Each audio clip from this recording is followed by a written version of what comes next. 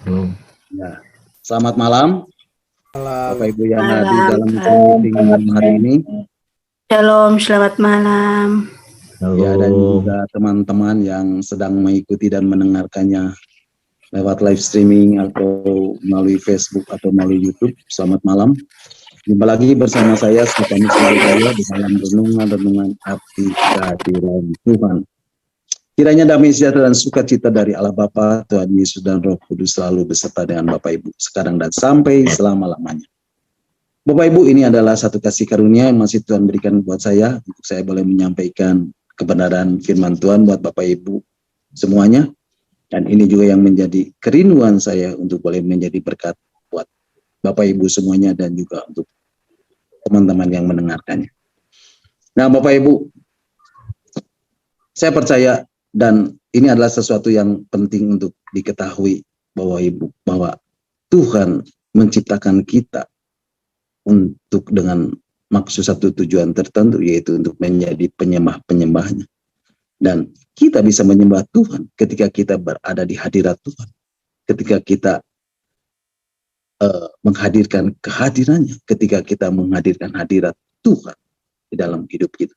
Nah, Bapak Ibu, saya percaya hadirat Tuhan begitu luar biasa malam hari ini di tempat saya, di mana saat ini saya berada, dan saya percaya juga hadirat Tuhan yang sama bekerja dengan luar biasa di tempat di mana Bapak Ibu berada saat ini. Karena hadirat Tuhan tidak dapat dibatasi oleh apapun juga, dan dia bekerja dengan supranatural di tempat di mana Bapak Ibu berada. Haleluya. Nah, Bapak Ibu, saya percaya kita semua juga rindu untuk mendengarkan bagian-bagian firman Tuhan yang akan saya sampaikan, yang akan saya bagikan malam hari ini buat Bapak Ibu semuanya. Dan bila firman Tuhan, kebenaran firman Tuhan ini membuat iman kita menjadi semakin kuat di dalam menghadapi situasi kondisi saat ini yang semakin tidak menentu. Dan saya percaya penyertaan Tuhan itu sempurna di dalam kehidupan kita, anak-anaknya, yang selalu mengandalkan Dia dan berharap kepada Dia. Dan biarlah melalui kebenaran firman Tuhan ini, kita boleh semakin bertumbuh di dalam pengenalan kita akan Tuhan dan pribadinya. Dan semakin hari kita boleh semakin intim dengan Tuhan dan menjadi serupa dengan Yesus dan sempurna seperti Bapa yang adalah sempurna. Nah, Bapak Ibu, malam hari ini kita akan kembali melanjutkan dan merenungkan tentang arti kehadiran Tuhan bagian ke-57. Dan Bapak Ibu bisa mendengarkannya kembali, arti renungan kehadiran Tuhan yang sudah sampaikan melalui link Facebook atau link YouTube yang sudah Pak Hin share lewat post up discipleship at Zoom. Malam hari ini kita akan kembali melanjutkan dan merenungkan bagian-bagian firman Tuhan tentang arti kehadiran Tuhan bagian yang ke-57. Dan malam hari ini saya masih beri tema di ruang Maha Kudus Tuhan. Nah, Bapak Ibu siap diberkati malam hari ini? Berapa banyak yang siap diberkati? Boleh lambaikan Tuhan. Beri tepuk tangan buat Tuhan. Haleluya. Nah, Bapak Ibu, minggu yang lalu saya sudah katakan bahwa kita sekarang ini hidup untuk pengenapan semua isi Alkitab. Dan kita seharusnya sadar, Bapak Ibu, supaya kita dapat mengagendakan hidup kita untuk penggenapan ini. Semua nabi-nabi dan rasul-rasul, mereka mendapat penglihatan dan bernubuat tentang akhir zaman. Dan mereka sudah mati dan tidak hidup di zaman ini. Tetapi kita saat ini hidup di dalam generasi di mana semua penglihatan dan nubuatan yang sudah disampaikan lebih dari 4.000 tahun yang lalu itu sudah segera digenapi. Kita ini hidup di dalam generasi untuk menggenapi semua itu. Yang menjadi pertanyaan adalah, apakah kita sadar akan hal ini? Apakah kita dapat menangkap pesan Tuhan ini atau tidak? Bapak Ibu, pada saat gereja mula-mula berdiri, dunia gegar. Dan ada banyak orang-orang dimenangkan dan menjadi pengikut Yesus. Kenapa dunia gegar?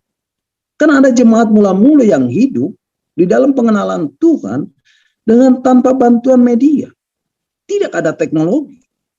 Mereka hidup di dalam dimensi yang tidak terbatas. Dan Roh Kudus bekerja secara luar biasa. Tuhan bekerja secara luar biasa atas jemaat mula-mula. ada satu kegerakan terjadi. Dan malam hari ini kita akan mempersiapkan diri untuk yang namanya satu pergerakan. Di dalam konteks perjanjian lama, nah Bapak Ibu, saya mau kita melihat kembali gambar tabernakel Musa, dan mungkin Pak In bisa bantu menayangkan juga supaya kita lebih memahami lagi. Nah Bapak Ibu perhatikan, gambar tabernakel itu ada halaman, ada ruang kudus dan ada ruang maha kudus. Apakah mereka merasakan Tuhan di semua area ini? Ya, tapi untuk menemukan Tuhan bukan di semua ruangan, tapi dalam satu ruangan, yaitu ruang maha kudus. Dan seorang imam besar hanya bisa masuk ke ruang maha kudus itu hanya 1 tahun sekali. Artinya tidak boleh semua imam boleh masuk. Tidak sembarang orang boleh masuk. Dan harus dengan ketentuan-ketentuan yang sudah ditetapkan. Baru seorang imam besar boleh masuk. Kemudian Bapak Ibu perhatikan, di halaman itu ada mezbah bakaran. Dan orang bisa merasakan Tuhan di sini. Ada kambing domba disembelih di sini. Dan ini adalah korban penghapusan dosa, Bapak Ibu. Terus masuk ke ruang yang tengah, ruang yang kudus. Di sini sudah tidak boleh semua imam masuk dan hanya imam besar saja yang boleh masuk. Di sini apakah seorang imam merasakan Tuhan? Ya, pasti dia merasakan Tuhan. Dan Bapak Ibu juga bisa melihat di situ ada meja sajian roti, ada menorah. Apa itu roti? Meja roti sajian.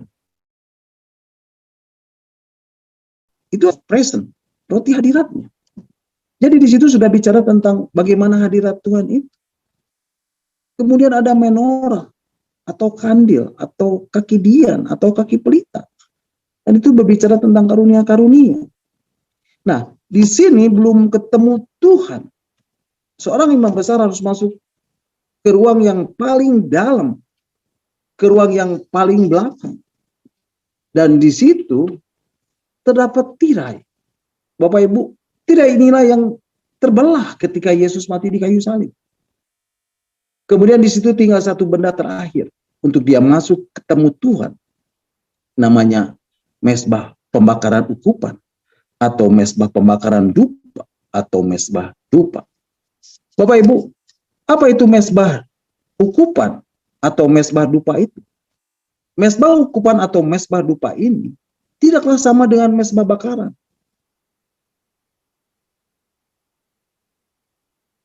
Di mezbah ukupan atau mezbah dupa ini ada rempah-rempah pilihan yang sangat harum.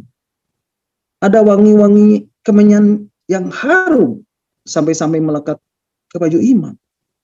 Wow, ini luar biasa Bapak Ibu. Di mezbah ini hanya ada 2 ukupan. Wahyu pasal 5 dan Wahyu pasal 8 menuliskan. Di situ ada yang pertama, doa. Mari Bapak Ibu kita akan membacanya di dalam kitab Wahyu pasal yang ke-5 ayat yang ke-8. Wahyu pasal 5 ayat yang ke-8 mengatakan, ya Wahyu pasal 5 ayat 8 mengatakan, ketika ia mengambil gulungan kitab itu, tersungguhlah keempat makhluk dan ke-24 tua-tua itu di hadapan anak domba itu. Masing-masing memegang satu kecapi dan satu cawat emas penuh dengan kemenyan. Itulah doa orang-orang kudus. Nah, yang kedua adalah pujian dan penyembahan. Dan kita akan membaca di dalam kitab Wahyu pasal 8 ayat yang ke-3 dan ke-4. Wahyu pasal 8 ayat 3 dan 4 mengatakan, ayat yang ke-3, maka datanglah seorang malaikat lain dan ia pergi berdiri dekat mezbah dengan sebuah pedupaan emas, dan kepadanya diberikan banyak kemenyan untuk dipersembahkannya bersama-sama dengan doa semua orang kudus di atas mezbah di hadapan tahta itu. Ayat ke-4, maka naiklah asap kemenyan bersama-sama dengan doa orang-orang kudus itu dari tangan malaikat itu ke hadapan Allah. Nah Bapak Ibu, itulah doa, pujian dan penyembahan. Bapak Ibu, kalau kita bicara tentang waktunya Tuhan Yesus datang untuk yang kedua kali, inilah yang mau direstore itu. Inilah yang Tuhan sedang pulihkan. yaitu doa, pujian, dan penyembahan. Yang mau Tuhan restore itu, yang mau Tuhan pulihkan itu adalah mesbah ukupan, mesbah dupa ini. Inilah kegerakan itu, Bapak Ibu. Dan minggu yang lalu kita sudah berbicara tentang doa. Nah, Bapak Ibu, doa, pujian, dan penyembahan itu apa, Bapak Ibu? Penyembahan atau worship di dalam bahasa Yunani adalah proskuneo, atau dalam bahasa Inggrisnya tukis. Jadi, doa, pujian, dan penyembahan itu artinya adalah mencium wajah Allah. Doa itu bukan membawa list atau daftar kebutuhan. Ini loh Tuhan, keperluan saya. Bapak Ibu, doa itu komunikasi dengan Tuhan. Doa itu sekarang harus berbeda. Doa kita harus berbeda dengan doa-doa yang pernah kita serukan, yang pernah kita pikirkan, yang pernah kita naikkan sebelum-sebelumnya. Di mana kita berdoa tetapi kita tetap saja di situ dan tidak mengalami perubahan apa-apa. Tidak mendapatkan jawaban apa-apa atas doa kita. Padahal kita berada di mesbah ukupan itu. Nggak ada hasilnya, Bapak Ibu. Jadi Bapak Ibu, doa itu bukanlah sederet permohonan atau keperluan kita. Doa itu seperti penyembahan. Doa dan penyembahan itu seperti koin dengan dua sisi. Seperti lem dan perangko. Dan saya mau katakan, Tuhan, banyak sekali kita salah mengerti tentang doa ini. Dan Bapak Ibu perlu ketahui bahwa pujian dan penyembahan, praise and worship, merupakan ekspresi dari seberapa dalam kita mengenal Tuhan. Pujian dan penyembahan atau praise and worship merupakan ekspresi dari seberapa dewasanya kita mengenal Tuhan. Bapak Ibu, di mesbah ukupan atau mesbah dupa, ada rempah-rempah pilihan yang sangat harum. Ada wangi kemenyan yang harum. Dan itulah yang dinikmati Tuhan. Itulah harumnya penyembahan. Itulah harumnya doa. Oh, ini luar biasa Bapak Ibu. Bapak Ibu, di dalam kitab Kisah Rasul pasal yang ke-16 ayat 25 dan 26, ketika Paulus dan Silas berdoa dan menyanyikan puji-pujian kepada Allah, bukan supaya mereka dibebaskan, bukan untuk mengasihi diri. Mereka memang patut dihukum mati karena mereka mengkristenkan orang-orang Romawi dan Yunani, sehingga mereka dibenci, sehingga mereka benci kepada Paulus dan Silas. Tetapi apa yang terjadi Bapak Ibu? Ketika mereka, Paulus dan Silas, kira-kira tengah malam berdoa dan menyanyikan puji-pujian kepada Allah, maka terjadilah gempa bumi yang hebat. Bapak Ibu coba perhatikan. Gempa bumi ini normal bukan? Tetapi gempa bumi yang membuka borgol dan gembok itu tidak normal. Wow, ini luar biasa Bapak Ibu. Bapak Ibu, di saat-saat sekarang ketika orang-orang Kristen berdoa, gereja modern berdoa, yang goyang itu cuma orangnya, bukan bangunannya. Mereka berbahasa roh dan memakai nama Yesus. Mereka melompat-lompat dan menaikkan pujian dan penyembahan. Tetapi apa yang terjadi? Tidak terjadi apa-apa tuh.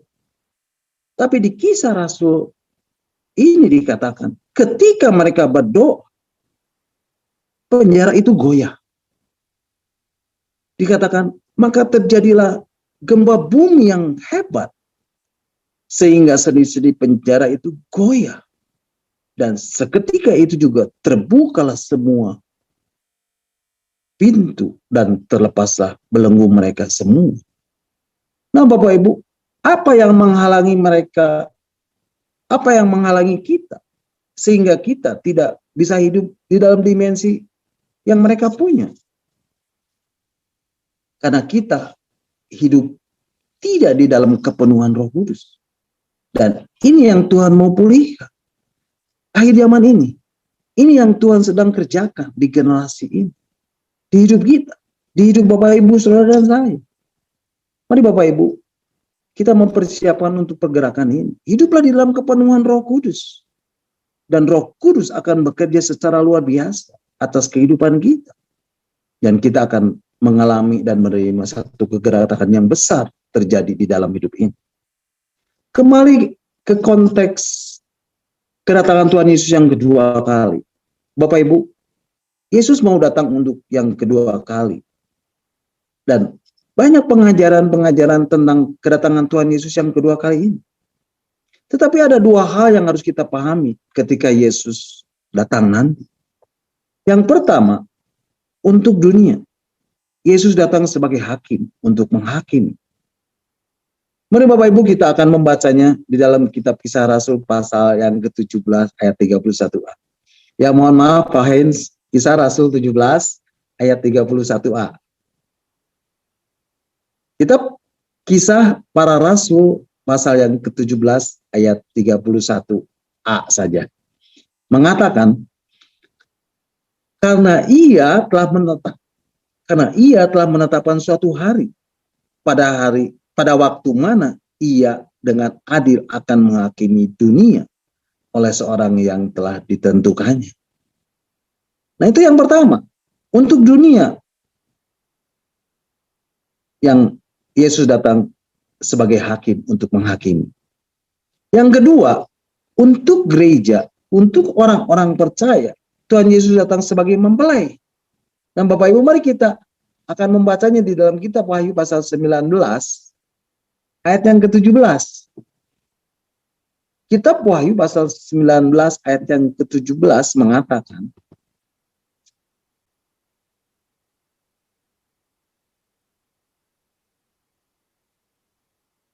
ya,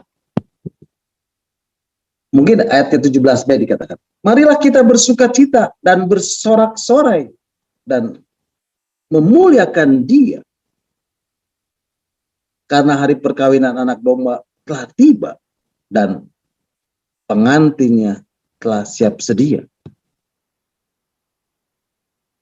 Ya, Wahyu pasal 19 ayat yang ke-7, mohon maaf. Mari kita bersuka cita dan bersorak-sorai dan memuliakan Dia, karena hari perkawinan anak domba telah tiba dan pengantinnya telah siap sedia. Bapak Ibu, tentang perjamuan kawin anak domba ini, kita sudah mendengarkannya. Dan Pak Hen sudah menjelaskannya hari Minggu yang lalu dengan sangat detail. Tetapi Bapak Ibu, saya mau menambahkan saja. Bapak Ibu perhatikan, buat kita orang-orang Kristen, orang-orang percaya, anak-anak Tuhan, murid-murid Yesus, Dia datang sebagai mempelai. Buat dunia, Dia datang sebagai hakim. Yesus berkata di dalam Wahyu pasal 3 ayat yang ke-3b dikatakan, aku akan datang seperti pencuri dan engkau tidak tahu pada waktu manakah aku tiba-tiba datang kepadamu.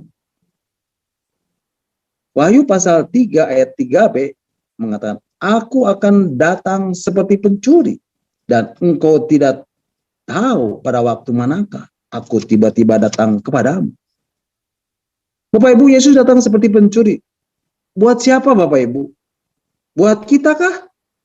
Bukan Bapak Ibu. Tapi buat dunia. Tapi sebagian kita ada yang menjadi takut. Kalau orang dunia takut, itu sudah semestinya. Tetapi buat gereja, buat kita, orang-orang Kristen, orang-orang percaya, anak-anak Tuhan, murid-murid Yesus. Dan kita harus celebrate, kita harus merayakannya. Karena pengantin laki-laki mau datang. Amin Bapak Ibu. Bapak Ibu, kenapa ada orang Kristen, orang-orang percaya, anak-anak Tuhan, murid-murid Yesus menjadi takut? Karena mereka nggak siap. Bapak Ibu, Yesus datang untuk yang kedua kali untuk apa? Untuk menjemput mempelai perempuannya. Untuk menyebut kita. Untuk menyebut Bapak Ibu, Saudara dan saya. Untuk merayakan pesta besar. Yaitu perjamuan kawin anak domba. Nah Bapak Ibu, apa yang menjadi syarat dalam satu perkawinan itu? Syaratnya adalah sudah dewasa. Bapak Ibu, ada banyak pengajaran ini, pengajaran itu. Tetapi kita masih nggak dewasa. dilihat dari ekspresi penyembahan. Jadi Bapak Ibu, seorang disebut dewasa itu dapat kita lihat dari ekspresi penyembahan. Dan penyembahan kita kebanyakan hanyalah teatrikal. Bapak Ibu, seorang worship leader ketika bertugas melayani di atas panggung, atau saudara yang sedang ada di atas panggung, saudara bukanlah motivator. Nggak bisa saudara memerintah untuk menyembah. Dan tidak boleh ada satupun perintah dalam bentuk sekecil apapun. Karena penyembahan itu nggak bisa disuruh-suruh. Penyembahan itu bukan repetisi. Penyembahan itu nggak bisa diulang-ulang. Penyembahan itu harus fresh. Jadi apa itu penyembahan? Bapak Ibu, saya mau katakan buat Bapak Ibu, bahwa penyembahan itu adalah hubungan. Jadi pertanyaannya adalah, Bapak Ibu memiliki hubungan tidak dengan Tuhan? Kalau kita tidak memiliki hubungan dengan Tuhan, kita kehilangan momentum ini Bapak Ibu. Bapak Ibu, ketika Bapak Ibu datang menghampiri tata Allah, dan kemudian berkata, kami mau menyembah-Mu Tuhan. Itu bukan penyembahan Bapak Ibu. Itu laporan Bapak Ibu. Nah Bapak Ibu, ada kata yang dipakai di dalam bahasa Yunani untuk penyembahan, yaitu latreo. Apa itu latreo Bapak Ibu? Latreo diterjemahkan sebagai hadiah yang dipersembahkan kepada seorang raja. Bapak Ibu perhatikan baik-baik. Jalan masuk ke hadirat Tuhan itu namanya darah Yesus. The blood of Jesus. Bukan penyembahan. Dan darah Yesuslah yang membawa kita masuk ke hadirat Tuhan. Bapak Ibu masih ingat gambar tabernakel tadi? Darah Yesuslah yang telah membelah tirai pemisah antara ruang kudus dan ruang maha kudus. Sehingga kita dapat menghampiri tahta Allah yang kudus. Sedangkan penyembahan adalah hadiah yang harus kita bawa buat raja kita. Datang dengan membawa latreo. Bapak Ibu bisa datang dengan membawa hadiah kepada sang raja. Dan itu adalah penyembahan yang tidak bercacat dan penyembahan yang terbaik sebagai hadiah yang terbaik. Bapak Ibu, kalau Bapak Ibu